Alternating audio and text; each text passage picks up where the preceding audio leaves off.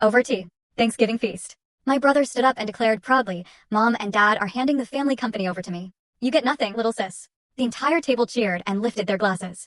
I simply smiled, took a sip of wine, and calmly said, Dad, shall I tell them now or will you? His fork struck the plate with a clang. My brother went red and yelled, Tell us what?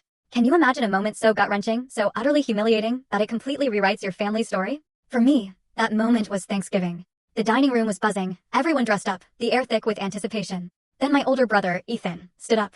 He raised his glass, beaming like a king, and announced it, Mom and Dad are signing the company over to me. Little sis gets nothing. The table erupted, a thunder of applause and whistles. It felt less like dinner, more like a coronation, for him. I didn't clap.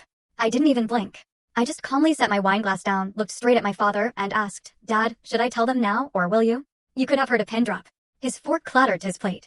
Ethan's face went bright red. And you, watching this right now, are probably wondering, what the hell happened next?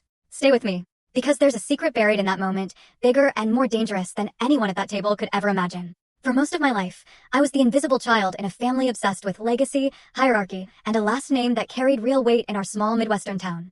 Our company, Bennett Industrial Solutions, was founded by my grandfather, Walt, in 1976.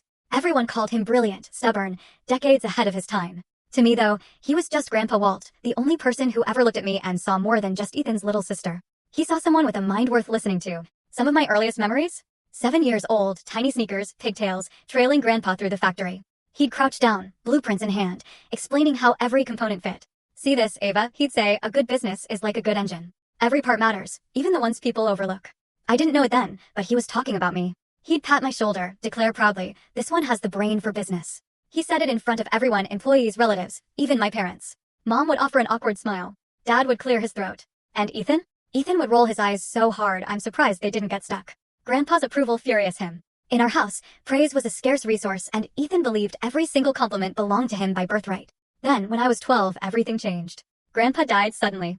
A heart attack. Quick. Cruel. I remember the funeral, the rain, my grandmother's shaking hands, and my father, stepping into the role of grieving son and ambitious heir with terrifying speed. The moment Grandpa was buried, his office keys were already in Dad's pocket. That was the year I learned what it meant to be just a girl in a family business run by men who refused to see past tradition. Dad held a full story on the channel. Link below.